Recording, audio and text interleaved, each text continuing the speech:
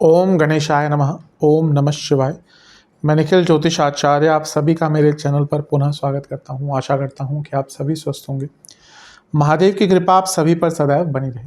ये वीडियो धनु यानी कि सजिटेरियस के लिए बहुत विशेष है, क्योंकि वीडियो है जुलाई अगस्त सितंबर 2025 के त्रैमासिक राशिफल के बारे में। कैसा रहेगा 3 महीने का कालखंड धनु के लिए।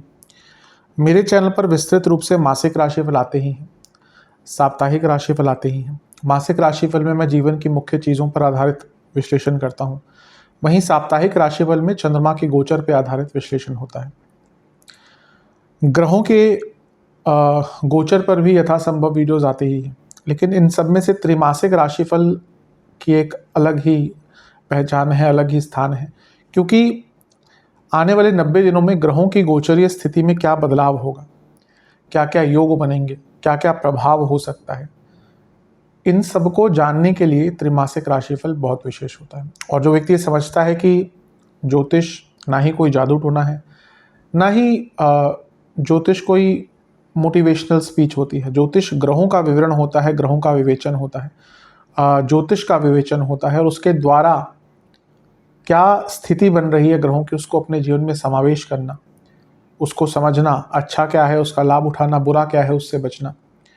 उन सभी लोगों के लिए जो ये समझते हैं, उनके लिए ये त्रैमासिक राशिफल बहुत विशेष होता है। और यकीन मानिए जो 3 महीने का कालखंड है, इसमें बहुत कुछ घटित हो रहा है। जहाँ जुलाई का महीना शुक्र पर शनि का प्रभाव लेकर आएगा, वहीं शुक्र पर जो शनि का प्रभाव होगा, यानी कि जो शनिदेव है वो खुद 13 जुलाई को वक्री हो जाएंगे, और उसके बाद 18 जुलाई को बुध भी वक्री होंगे, और महीने के अंत तक आते आते शुक्र और बृहस्पति की जोड़ी बनेगी। अगस्त के महीने में हमें शनि और मंगल का समसप्तक योग देखने को मिलेगा, एक दूसरे के आमने सामने आएंगे। वहीं सूर्य जाकर राहु केतु एक्सिस में फंस जाएंगे, और बुध मार्गी होकर थोड़ा सा एक पॉजिटिव असर दिखाएंगे। और सितंबर का महीना ग्रहण का प्रभाव लाएगा। 2 ग्रहण लगेंगे, एक आपके 10वें घर में तो एक लगेगा आपके 3रे घर में। इसका अपना प्रभाव होगा, और पिता और पुत्र यानी कि सूर्य और शनि आमने सामने आएंगे। तो बहुत कुछ हो रहा है, और इन सभी चीज़ों का विवेचन मैं इस त्रैमासिक राशिफल में करूँगा। यदि आपकी लग्न राशि या चंद्र राशि धनु है, दोनों ही गाइडेंस के लिए राशिफल को देख सकते हैं। जहाँ से ज़्यादा सूट करता है, रिलेट करता है, वहाँ से इसको देखिए। व्यक्तिगत तौर पे मेरा मानना है लग्न से देखेंगे तो अच्छा, इनकेस नहीं पता है आपको तो आप अपनी चंद्र राशि से भी इसको ऑब्जर्व कर सकते हैं। तो शुरू करते हैं इस अत्यंत महत्वपूर्ण त्रैमासिक राशिफल का जुलाई के महीने के साथ।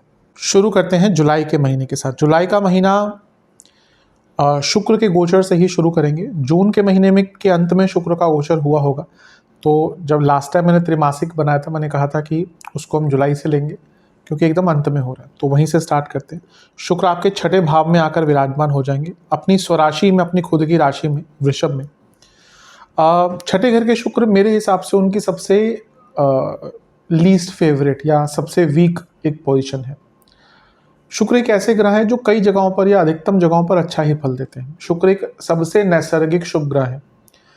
2 नैसर्गिक शुभ ग्रह बताए हैं, एक है गुरु और एक है शुक्र, पर शुक्र की शुभता बहुत ज़्यादा है। शुक्र एक ऐसे ग्रह हैं जो यूजुअली अच्छा ही प्रभाव देते हैं, कई जगहों पर चीज़ों को सुधारते हैं, भौतिक रूप से बहुत संपन्न करते हैं। और कई ऐसे भाव हैं, बल्कि जैसे मैं हमेशा कहता हूँ 12वां भाव जहाँ पे हर ग्रह का व्यय हो जाता है, वहीं पर शुक्र का यहाँ पर और प्रभाव बढ़ जाता है अच्छा वाला। अधिकतम जगहों पर शुक्र अच्छा ही रिजल्ट देते हैं, पर 6ठे घर में आकर शुक्र ऑलमोस्ट मेरे हिसाब से क्षीण हो जाते हैं। अब यहाँ पे अच्छी चीज़ ये है कि वो विपरीत राजयोग बना रहे हैं, क्योंकि अपनी राशि में है। पहले अच्छी चीज़ों की बात कर लेते हैं। 11वें घर के स्वामी 6ठे भाव में है, दोनों ही उपचय भाव हैं, तो कार्य क्षेत्र में कुछ लीगल काम अटक रहे थे, बिजनेस में कुछ लीगल काम अटक रहे थे, अदरवाइज कुछ लीगल काम अटक रहे थे, वो प्रॉब्लम सॉल्व हो सकती है। 11वां भाव एसेट्स का है, एसेट से संबंधित कोई आपके लीगल काम अटक रहे थे, वो कार्य पूर्ण हो सकते हैं, और कोई पैसा ही फंसा हुआ था, वो कार्य पूर्ण हो सकता है। एडमिनिस्ट्रेटिव कार्य हो, लिखा पढ़ी के काम हो, वो कार्य आपके पूर्ण हो सकते हैं। तो ये सारी अच्छी चीज़ें हैं। यहाँ से शुक्र 12वें घर को देखेंगे, 11वें घर के स्वामी हैं, 12वें घर को देखेंगे, यानी कि विदेश से लाभ आने के मौके बहुत बन जाते हैं।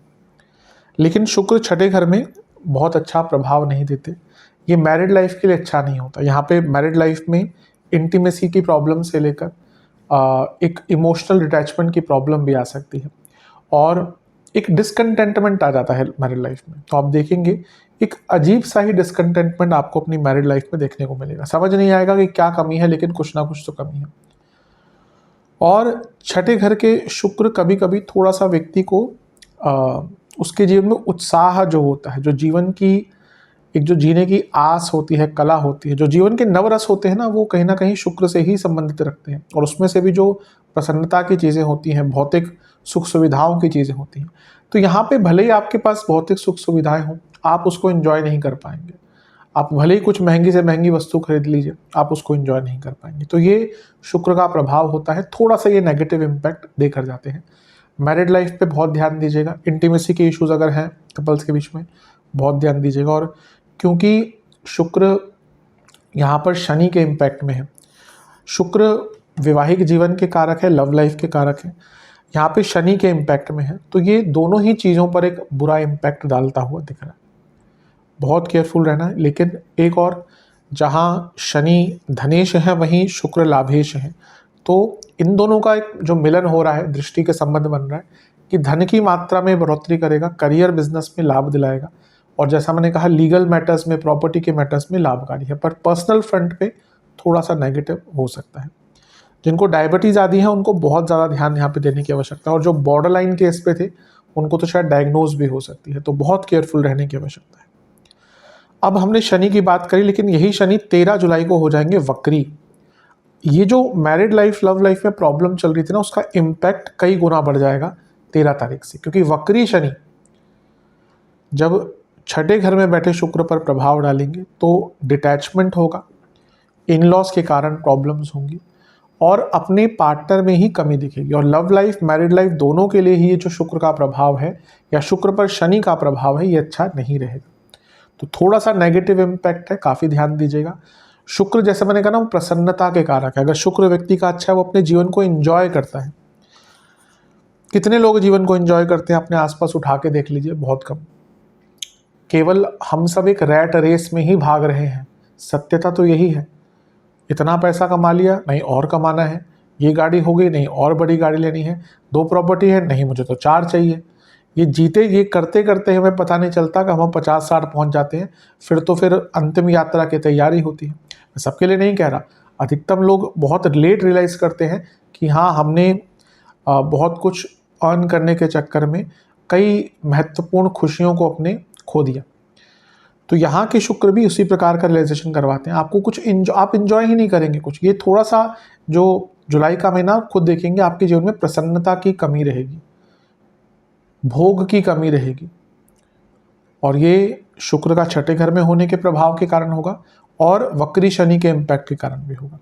तो थोड़ा सा केयरफुल रहेंगे तो अच्छा है, क्योंकि शुक्र 11वें घर के स्वामी है, शनि धन स्थान के स्वामी है।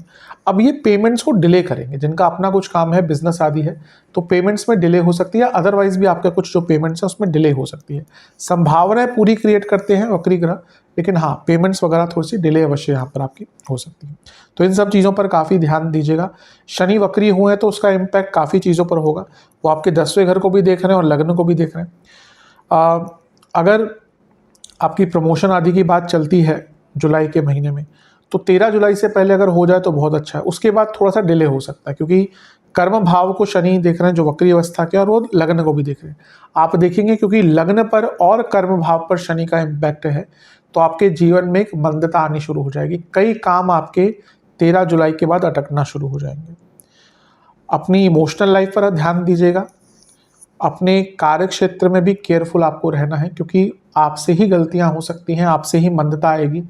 और जब लग्न पर भी प्रभाव है और कर्म भाव पर भी प्रभाव है, तो ना केवल कार्य क्षेत्र में, पूरे जीवन में आपके काम अटकने शुरू हो जाएंगे। तो ये शनि का प्रभाव थोड़ा सा आपके लिए नेगेटिव है, इसका ध्यान दीजिएगा। मैं अलग से वीडियो इन पे बनाऊंगा अवश्य। इसके बाद सूर्य का गोचर होगा। 13 जुलाई को शनि वक्र हुए, तो 16 जुलाई को सूर्य का गोचर हुआ। सूर्य आ जाएंगे आपके छठे भाव में, सूर्य आ जाएंगे आपके 8वें घर में। 8वें घर के जो सूर्य हैं वो बहुत कोई अच्छा रिजल्ट नहीं देते। यहाँ पे हेल्थ पर काफ़ी ध्यान दीजिएगा। अष्टम में जब सूर्य जाते हैं तो व्यक्ति को इम्यूनिटी की प्रॉब्लम्स होती है, और अगर ऑलरेडी वो दिक्कतें आपको चल रही है तो यहाँ पे हेल्थ इश्यूज आ सकते हैं। एक वक्री ग्रह लग्न को देख रहा है, आपके जो लग्नेश हैं वो मारक भाव में है यानी कि गुरु, और अष्टम में सूर्य चले गए, तो ये सूर्य के गोचर के बाद हेल्थ की प्रॉब्लम्स अचानक से बढ़ सकती हैं।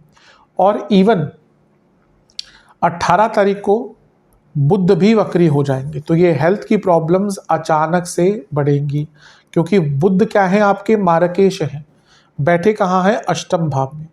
क्रॉनिक डिजीज, पुराने रोग और अचानक से नई प्रॉब्लम्स आ सकती है। यहाँ पर कम्युनिकेबल डिजीज बहुत रहेंगी, महिलाओं में यूट्रस की प्रॉब्लम, पुरुषों में प्रोस्टेट की प्रॉब्लम, रिप्रोडक्टिव ऑर्गन से जुड़ी प्रॉब्लम्स और प्रजनन तंत्र से संबंधित प्रॉब्लम्स बहुत रह सकती हैं। और इवन हड्डियों के रोग, जोड़ों का दर्द बहुत रहेगा। तो हेल्थ वाइज भी थोड़ा सा नेगेटिव इम्पैक्ट रहेगा, काफ़ी ध्यान देने की आवश्यकता है। और सबसे बड़ी बात है, बुध वक्री हो रहे हैं, वो आपके कर्म भाव के स्वामी भी हैं, सप्तम भाव के स्वामी भी हैं। इसलिए मैंने कहा कि जुलाई में 13 जुलाई तक का टाइम प्रमोशंस के लिए बहुत अच्छा है, लेकिन उसके बाद हो सकता है कि आपका वो जो प्रोसेस है वही डिले हो जाए। 13 महीने के शुरुआत में बात चलेगी कि हाँ भाई प्रमोशन होगी, अचानक से महीने के मध्य में कुछ बदलेगा और फिर वो ये बात होगी, अभी नहीं, 2-3 महीने बाद देखते हैं।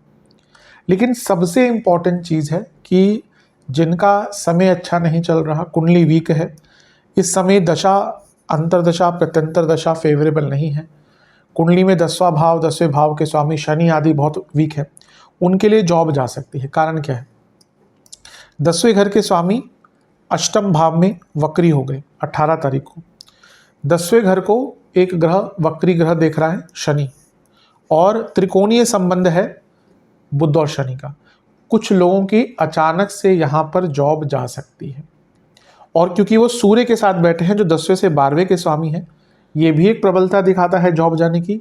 अदरवाइज आपके अचानक से डिपार्टमेंटल ट्रांसफर्स हो सकते हैं जो आपके लिए बहुत सुखद नहीं रहेंगे।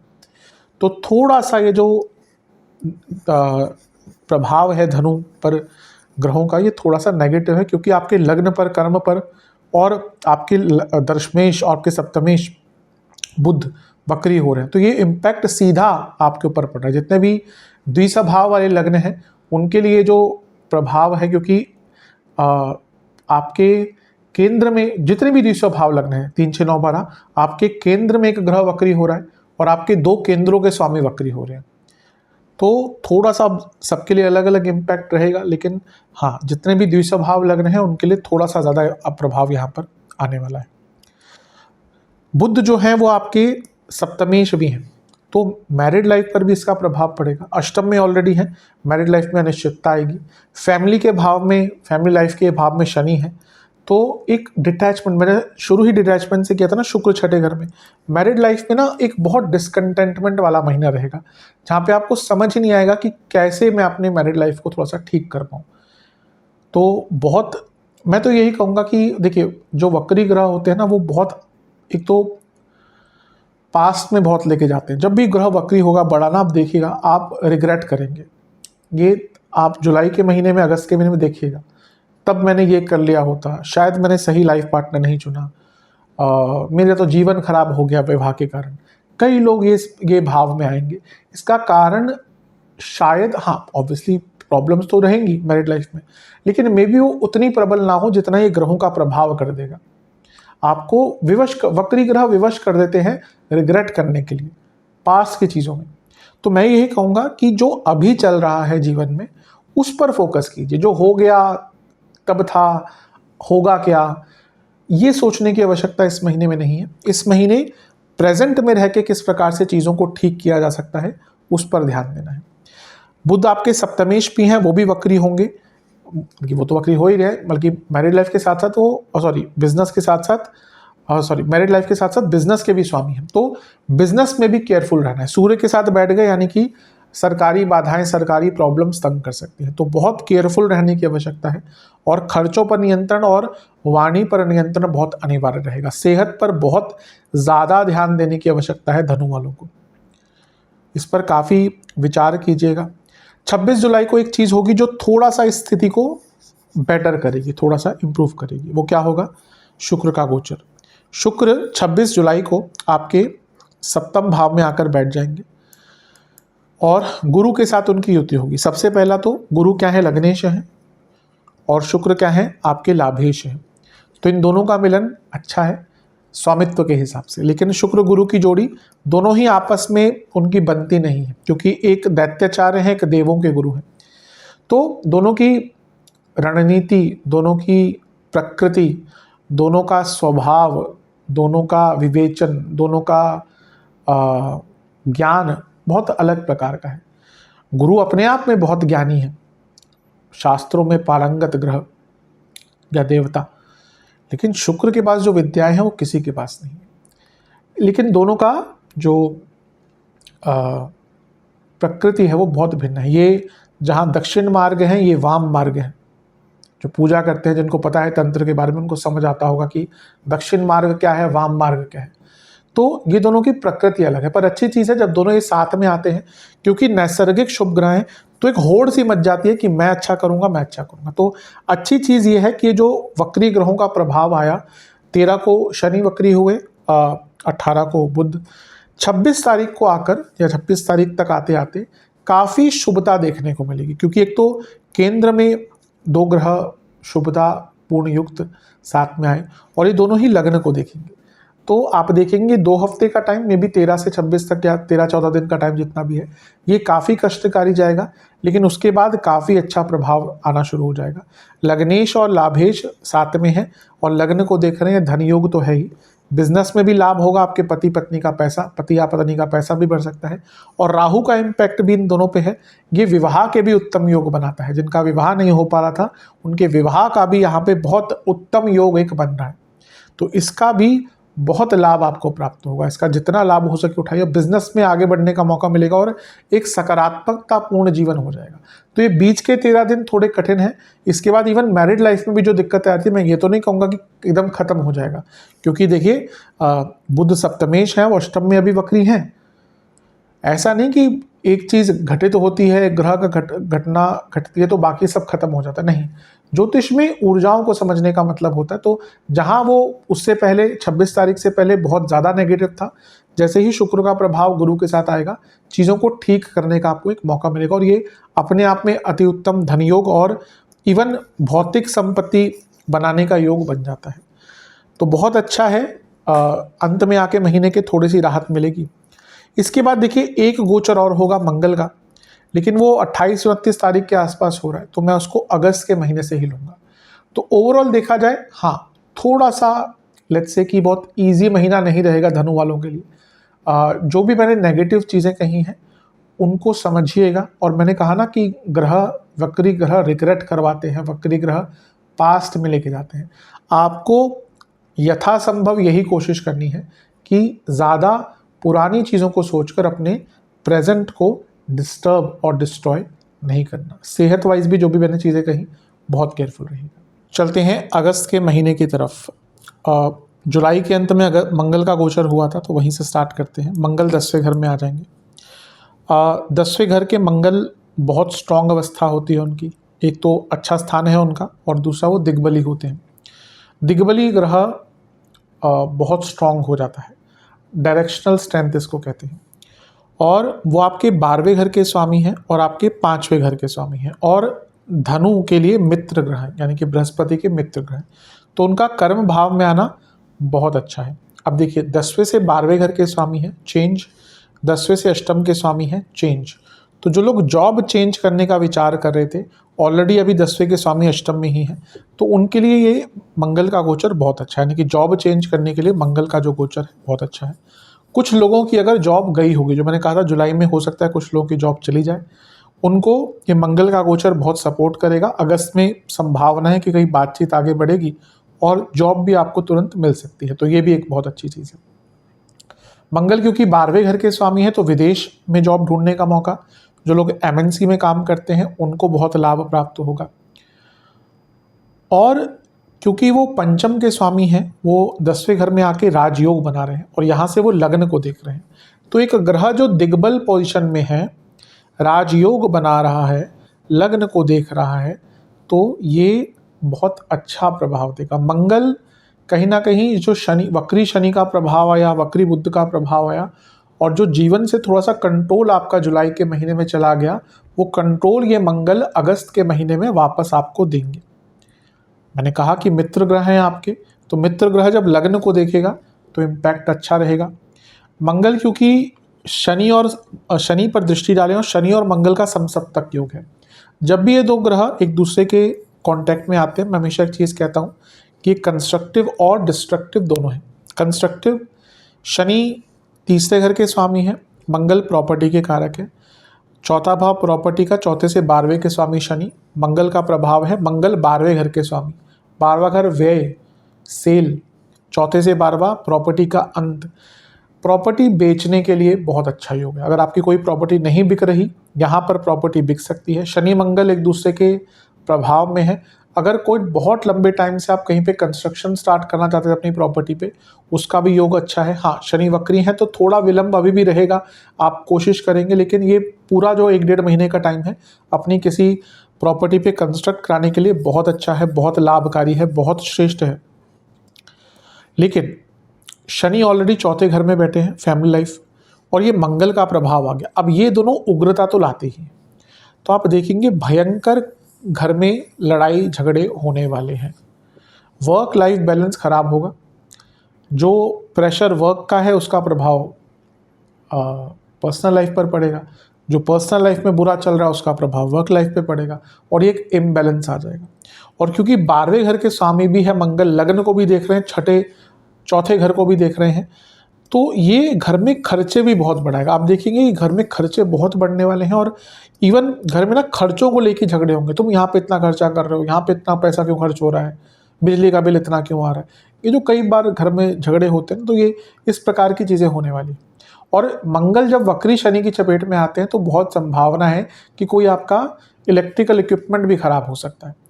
वक्री शनि चौथे घर से आपको घर में मरम्मत करानी पड़ेगी, कोई बिजली का काम कराना पड़ सकता है, वाहन में बहुत त्रुटि हो सकती है। तो ये खर्चे तो दिख ही रहे हैं। और ऑब्वियसली देखिए, पैसा खुला है तो कोई दिक्कत नहीं है।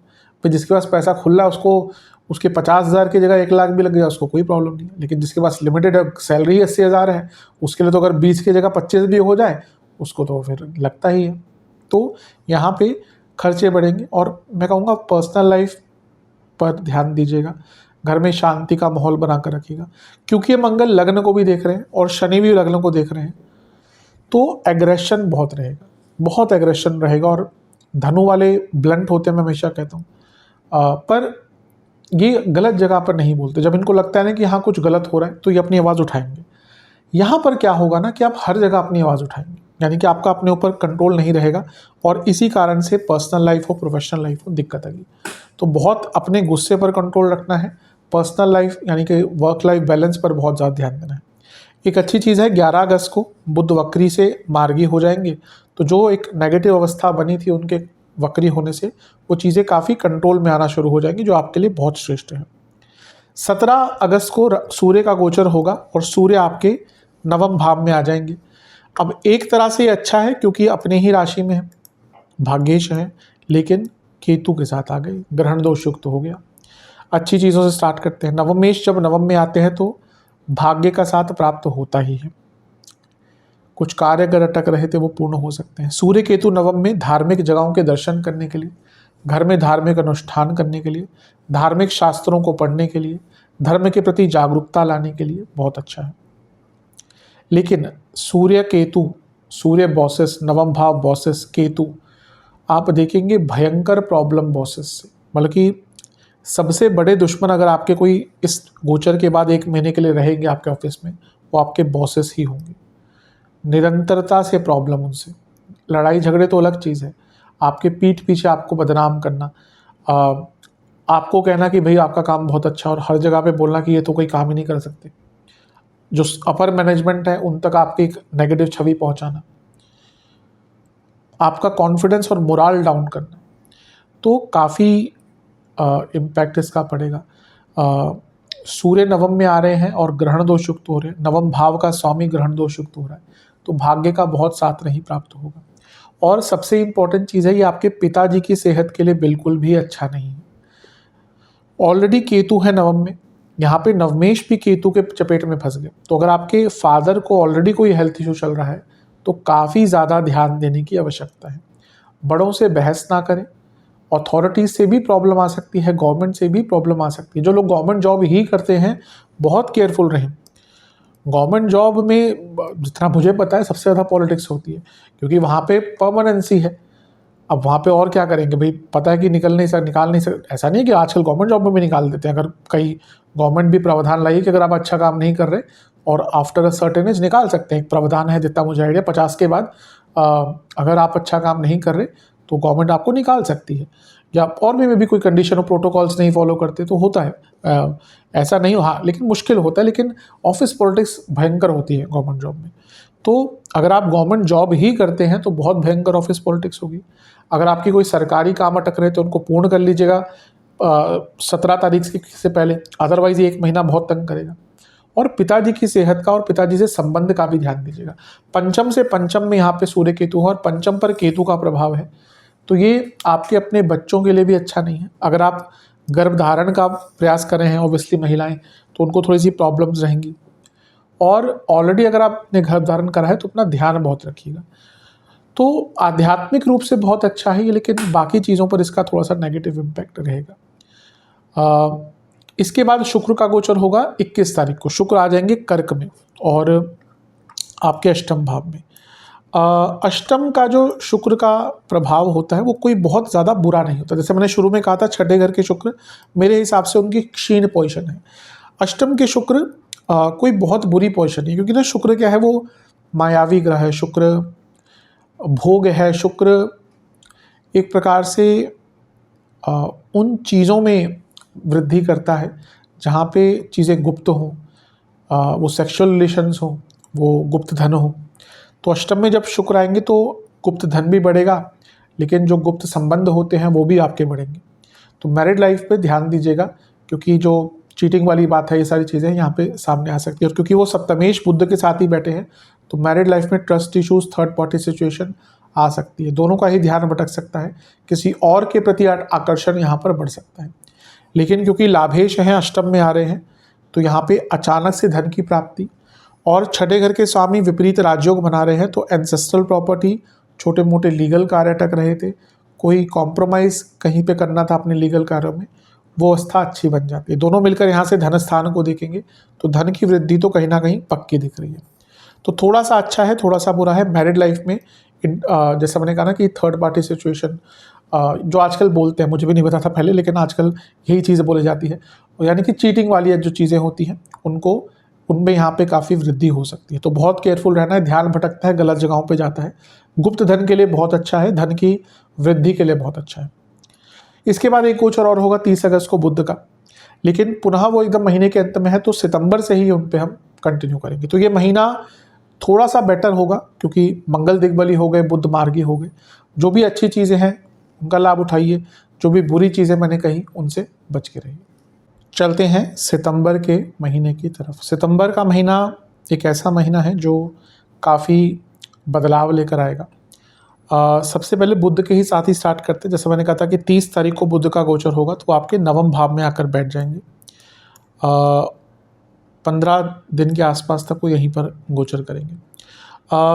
बुध जो है वो आपके 2 केंद्रों के स्वामी हैं, एक 10वें भाव के स्वामी, एक 7वें घर के स्वामी, और वो भाग्य स्थान में बैठ रहे हैं और भाग्य स्थान के स्वामी के साथ बैठ रहे हैं। बुध आदित्य योग बना रहे हैं। ये स्टूडेंट्स के लिए बहुत अच्छा है, जॉब में चेंज के लिए बहुत अच्छा है, क्योंकि 10वें के स्वामी अपने से 12वें में है, और बिजनेस में भी कुछ बड़े डिसीजन लेने का मौका है। केतु के साथ है तो बड़े चेंजेस लाने का मौका है और अपने बिजनेस को टेक्निकली एडवांस करने का मौका है। केंद्र का स्वामी अष्टम से निकल गया तो जीवन में थोड़ी स्थिरता वापस आएगी। जब केंद्र का स्वामी, क्योंकि देखिए आपके हर व्यक्ति के 4 केंद्र होते हैं आपके लिए, लेकिन क्या है ना कि चारों केंद्रों के स्वामी 2 ही ग्रह हैं, इसलिए दोनों में से किसी की स्थिति अगर थोड़ी सी बिगड़ती है तो जीवन में उथल पुथल आती है। तो बुध वक्री हुए अष्टम में थे, तो ये जुलाई अगस्त का टाइम थोड़ा सा तो टेक्निकली आपके लिए मुश्किल रहेगा ही, लेकिन अब जब बुध की स्थिति थोड़ी सी बेटर हुई है, वो भाग्य स्थान में आए हैं, तो स्थिरता थोड़ी सी आनी शुरू होगी। मंगल भी अभी दिग्बली हैं तो चीज़ें बेटर होंगी। हाँ, केतु बुध साथ में है तो बॉसेस से जो प्रॉब्लम्स की बात मैंने जुलाई में करी थी वो सॉरी अगस्त में करी थी, वो अभी भी रहेगी। हाँ, उसकी स्थिति थोड़ी सी बेटर होना शुरू हो जाएगी। तो ये बुध का जो गोचर है ये बहुत हद तक थोड़ी सार्थकता, थोड़ी सकारात्मकता लेकर आएगा। ओवर थिंकिंग से बचिएगा, क्योंकि यहाँ पर आप चीज़ों को बहुत हाइपोथेटिकली बढ़ाना शुरू कर देंगे मन में, और उसका नेगेटिव इम्पैक्ट आना शुरू हो जाएगा। 7 सितंबर को क्या होने वाला है, बहुत बड़ी चीज़ होने वाली है, ग्रहण लगने वाला है। एक तो ग्रहण दोष होता है जो हर महीने लगता ही है, कि जब चंद्रमा राहु केतु के बीच में आते हैं, या फिर कभी सूर्य राहु केतु के बीच में आ गए। लेकिन जो खगोलीय घटना होती है कि साल में जब चंद्र ग्रहण लगता है, सूर्य ग्रहण लगता है, वो भी बहुत प्रभाव डालता है। तो 7 तारीख को चंद्र ग्रहण लग रहा है। कब लग रहा है? चंद्र ग्रहण किस दिन लगता है? पूर्णिमा के दिन। तो 7 तारीख के आसपास पूर्णिमा ही होगी, और जब सूर्य और चंद्रमा समसप्तक में होंगे, और तीसरे भाव में आपके ग्रहण लगेगा। तीसरे भाव का ग्रहण कोई बहुत बुरा ग्रहण नहीं होता। तीसरे घर में जब ग्रहण लगता है तो व्यक्ति के अंदर हिम्मत बढ़ती है, व्यक्ति में कुछ अलग करने का जज्बा आता है, और व्यक्ति कुछ बड़े डिसीजन ले सकता है। तो और अष्टम के स्वामी है, तो बहुत ट्रांसफॉर्मेशन लाने का मौका मिलेगा। आप देखेंगे जो ग्रहण आपके लिए लगेगा, ये आपके जीवन में बहुत नए बदलाव लेकर आएगा। आप जो डिसीजंस नहीं ले पा रहे थे, कुछ हार्श डिसीजन, कुछ कड़े निर्णय जो नहीं ले पा रहे थे, ये जैसे ही ग्रहण लगेगा वो डिसीजन लेने का आपको एक हिम्मत आपके अंदर आ जाएगी। तीसरे घर का ग्रहण इसलिए कोई बहुत ज़्यादा बुरा नहीं होता। हाँ, अष्टमेश है, राहु के साथ बैठे हैं, और बहुत सारे ग्रहों के इम्पैक्ट में है, गुरु का प्रभाव भी है। तो बस थोड़ा इम्पल्सिवनेस से बचिएगा। जो भी निर्णय लेने हैं, ऐसा नहीं कि आवेग में आकर, गुस्से में आकर एकदम आज ही करना है सब कुछ, नहीं। सोच समझकर बड़े निर्णय लेंगे तो अवश्य आपके हित में जाएंगे। गुरु का प्रभाव है जो लग्नेश है, इसलिए प्रोटेक्शन देंगे, और सूर्य का प्रभाव भी है जो नवमेश है, ये भी प्रोटेक्शन देंगे। तो ये ग्रहण में भी सबके लिए अच्छा ना हो, लेकिन धनु के लिए अवश्य ग्रहण अच्छा है।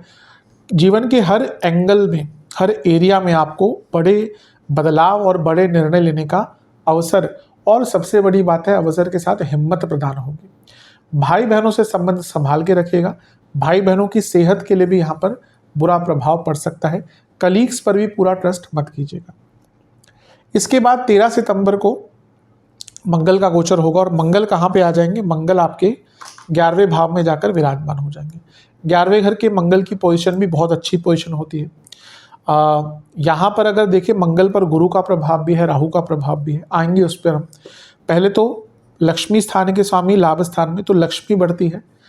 मंगल 12वें घर के स्वामी है, तो विदेश से पैसा आता है। मंगल लक्ष्मी स्थान के स्वामी है, लाभ स्थान में बैठे हैं, धन स्थान को देख रहे हैं। तो ये कनेक्शन 3 धन के स्थानों का हुआ। क्या वो भाव जो डायरेक्टली या इनडायरेक्टली पैसा लाते हैं, तो अपने आप में ये बहुत उत्तम है। मंगल 11वें घर में आके, उपचय भाव में आके, काम त्रिकोण में आके कार्यों को आगे बढ़ाते हैं, जीवन में उत्साह भर देते हैं। जो मैंने शुरू में कहा था जुलाई में कि एक उत्साह की कमी होगी शुक्र के कारण, लेकिन सितंबर तक आते आते चीज़ें आपके लिए बहुत विपरीत हो जाएंगी, चीज़ें बहुत अच्छी हो जाएंगी। ये जो, क्योंकि अब मैं धनु तक आ चुका हूँ, मैंने देखा है कि हाँ, कई लोगों के लिए सितंबर का महीना थोड़ा कष्टकारी जाएगा। वहीं उसके विपरीत धनु के लिए जो सितंबर का महीना है वो काफ़ी अच्छा जाने वाला है, काफ़ी चीज़ें बदलने वाली है, क्योंकि वो यहाँ से अपने पंचम भाव को भी देखेंगे। तो ये नया रिलेशनशिप भी स्टार्ट हो सकता है, लेकिन हाँ, रिलेशनशिप जो ऑलरेडी चल रहा था उसमें लड़ाई झगड़े होंगे, और ये बौद्धिक क्षमता बहुत बढ़ाता है। जब मंगल का प्रभाव एक धन स्थान पे है, पंचम भाव पर है, पंचम से 10वां भाव है ये, तो अपनी बौद्धिक क्षमता से कार्य पूर्ण कर पाएंगे। स्टूडेंट्स के लिए बहुत सफलता मिलेगी, स्टूडेंट्स को जॉब प्राप्त होगी। यहाँ से वो 6ठे घर को भी देख रहे हैं, ये भी बहुत अच्छा है। हिम्मत रहेगी, ताकत रहेगी, बौद्धिक क्षमता, logical reasoning, competition exam, competition, आपका कोई इंटरव्यू है, लीगल केसेस हैं, उन सब में आपको लाभ मिलेगा। शनि मंगल दोनों मिलकर आपके 6ठे घर को देख रहे हैं। ये लीगल केसेस को अपनी फेवर में करने के लिए बाय हुक या बाय क्रुक बहुत अच्छा होता है, तो इसका लाभ मिलेगा। कोई डिजीज़ डायग्नोज नहीं हो रही थी, उसको डायग्नोज और उसका इलाज के लिए भी बहुत अच्छा प्रभाव है। गुरु का प्रभाव मंगल पर है, और राहु का प्रभाव मंगल पर है। ये लाभ स्थान है जहाँ पे लक्ष्मी स्थान के स्वामी बैठे हैं, जो अपनी उच्च की राशि को देख रहे हैं, जो कि धन स्थान है। ये धन के मामले में बहुत अच्छा है। जो मैंने प्रमोशन की बात करी थी कि जुलाई में, अगस्त में भी थोड़ा डिले हो जाए, लेकिन अगस्त सितंबर तक आते आते प्रमोशंस भी हो सकते हैं, कार्यक्षेत्र हो, बिजनेस हो, उसमें वृद्धि भी हो सकती है और बहुत आगे बढ़ने का मौका भी आपको प्राप्त होगा। तो ये मंगल का जो गोचर है आपके लिए बहुत निर्णायक और बहुत शुभ रहेगा। हाँ, शनि से षडाष्टक योग है। पैसा लगाने से पहले, स्पेशली बड़ा पैसा प्रॉपर्टी आदि में लगाने से पहले बहुत केयरफुल होकर देख लीजिएगा कि कहीं कुछ गड़बड़ तो नहीं है। छोटा मोटा पैसा कई बात नहीं है कि 5-6 हज़ार, 10 हज़ार, 12 हज़ार, 20 हज़ार, नहीं। जहाँ पे बड़ी इन पैसों की बात है, वहाँ पर आपको यहाँ पर बहुत केयरफुल रहना पड़ेगा। और अभी भी घर में अचानक से कलह कलेश के मौके हो जाएंगे। उतना नहीं प्रभाव रहेगा जितना मंगल शनि का समसप्तक था। अभी क्या होगा ना कि सब ठीक चल रहा होगा, अचानक से कोई ऐसी बात हो जाएगी या कह देंगे आप, फिर भयंकर महाभारत स्टार्ट हो जाएगी। तो घर में थोड़ा सा रिएक्टिव कम रहिएगा। यहाँ पे सबसे इंपॉर्टेंट चीज़ है कि आपको रिएक्टिव कम रहना है। रिएक्टिव कम रहेंगे तो बहुत अच्छा रहेगा। गुरु और राहु मिलकर देख रहे हैं तो धन की वृद्धि होगी ही, क्योंकि पंचमेश है, लाभ की वृद्धि होगी ही। और बिजनेस हो, अटके हुए कार्य हो, स्किल एनहेंसमेंट हो, हर चीज़ में आपको लाभ प्राप्त होगा। बहुत अच्छा है मंगल का गोचर। 15 तारीख को 2 गोचर और हो रहे हैं। कौन कौन से हो रहे हैं? शुक्र के और बुध के।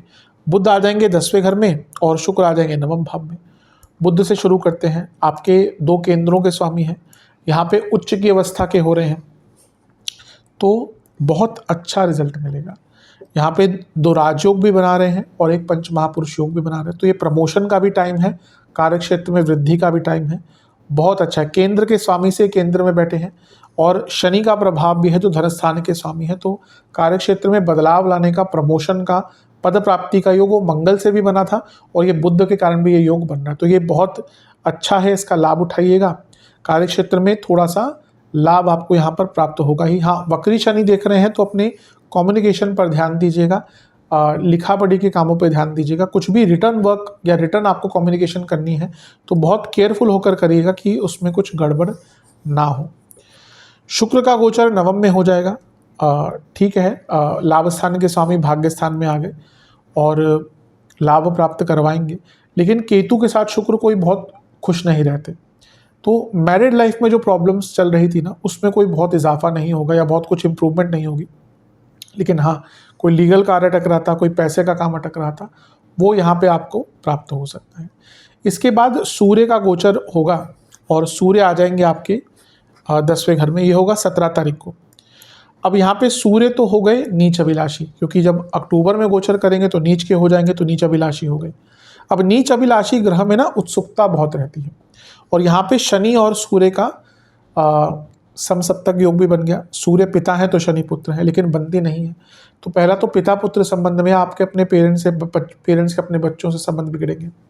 घर में फिर से थोड़ा सा अनईजीनेस स्टार्ट हो जाएगा, क्योंकि ये शनि सूर्य का समसप्तक, और यहाँ पे फिर से वो बॉसेस की प्रॉब्लम स्टार्ट हो जाएगी। तो ये बॉसेस तो कहीं ना कहीं अगस्त सितंबर में आपका पीछा नहीं छोड़ रहे। तो अच्छी चीज़ यही है कि आप डिप्लोमेटिकली बुध के द्वारा, यानी कि अपने कम्युनिकेशन के द्वारा थोड़ा सा इन चीज़ों को सॉल्व करेंगे, डिप्लोमेटिकली हैंडल करेंगे तो अच्छा है। अब ध्यान बस ये देना है कि 10वें घर पर अभी भी वक्री ग्रह का प्रभाव है और 10वें से 12वें घर के स्वामी सूर्य यहाँ पे आ गए। अब यहाँ पे 2 चीज़ें हो सकती है। सडनली आपका जॉब में ट्रांसफ़र हो सकता है आपके चॉइस के विरुद्ध, और फिर से कहूँगा कि यहाँ पर कुछ लोगों के फिर से अगर कंपनी में बुरे हालात चल रहे हैं तो जॉब जाने के योग बन रहे हैं। तो थोड़ा सा केयरफुल रहने की आवश्यकता है कार्यक्षेत्र में। अन्यथा देखें तो जिनका समय अच्छा है उनके लिए प्रमोशन के योग यहाँ पे अवश्य बनेंगे। हाँ, ईजी नहीं रहेगा, कई लोग अपोज करेंगे, लेकिन अगर आपने काम अच्छा किया है और दशा थोड़ी फेवरेबल है तो आपको प्रमोशन मिलेगी। अथॉरिटी से प्रॉब्लम बनी रहेगी, सरकारी बाधाएं आती रहेंगी, तो अपनी सरकारी प्रॉब्लम्स को, लिखा पढ़ी के कामों को सुलझा लीजिएगा। इसके बाद ग्रहण लगेगा। कौन सा ग्रहण लगेगा? अब सूर्य ग्रहण। पहला लगा था चंद्र ग्रहण, अब लगेगा सूर्य ग्रहण। सूर्य ग्रहण कब लगता है? अमावस्या को। तो अमावस्या कब होती है? जब सूर्य चंद्रमा साथ में होते हैं। तो ये आपका सूर्य ग्रहण 10वें घर में लगा। अब फिर से, अब 10वें घर का सूर्य ग्रहण कोई बहुत बुरा नहीं होता, लेकिन पुनः जो मैंने अभी जॉब जाने वाली बात करी, सितंबर के महीने के मध्य भाग के बाद से फिर से कुछ लोगों की जॉब जाने के प्रबल योग बन रहे हैं। अब अपनी दशांतर दशा प्रत्यंतर तक देखिए कौन कौन से ग्रहों की, अगर आपकी कुंडली में सूर्य बहुत पीड़ित है, अगर आपकी कुंडली में चंद्रमा बहुत पीड़ित है, अगर आपकी केतु की, बुध की या बहुत पीड़ित मंगल की दशांतर दशा चल रही है, तो जॉब जाने के योग आपके बन जाते हैं। तो उनके लिए थोड़ा सा नेगेटिव है, लेकिन अगर समय बहुत अच्छा चल रहा है तो यहाँ पे आपको जॉब चेंज का मौका भी मिलेगा और स्ट्रीम चेंज करने का भी मौका मिलेगा। 10वें घर के जो ग्रहण होता है, जिस सूर्य ग्रहण जो होता है ना, वो उसका प्रभाव लंबा होता है। चंद्र ग्रहण का प्रभाव 1 महीने मान के चलिए, सूर्य ग्रहण 6 महीने तक व्यक्ति के जीवन को बदलता है। तो जब 10वें घर में सूर्य ग्रहण लग रहा है तो पहला तो वो नवमेश है, तो थोड़ा सा धार्मिक चेतना जागेगी, लेकिन इसके साथ ही ना बहुत लॉन्ग टर्म प्लानिंग का, आत्ममंथन का मौका भी मिलेगा। आप देखेंगे जैसे ही ये सूर्य ग्रहण लगेगा, आपकी जो प्रायोरिटीज़ हैं वो चेंज होना शुरू हो जाएंगी और आप कई तरह के पॉजिटिव बदलाव अपने पूरी दिनचर्या में, ना केवल करियर में बोलूँगा, पूरी दिनचर्या में लाना शुरू कर देंगे। तो इसका भी बहुत अच्छा इम्पैक्ट रहेगा। तो थोड़ा सा संवेदनशील है क्योंकि ग्रहण लग रहे हैं, आपके लिए उतने बुरे नहीं है, लेकिन हाँ, जॉब जिनके योग अच्छे नहीं है, कुंडली इस समय दशांतरिश अच्छी नहीं है, कुछ लोगों के कार्य क्षेत्र में जॉब जाने के योग अवश्य बन जाते हैं। तो थोड़ा सजग रहिएगा। एक फैमिली लाइफ में और पर्सनल लाइफ में भी आपको मेंटेन करके चलना है। तो ओवरऑल ये 3 महीने का कालखंड इस प्रकार से आपका जाएगा। जो अच्छा है उनका लाभ उठाइए, बुरा है उनसे बच के रहिए।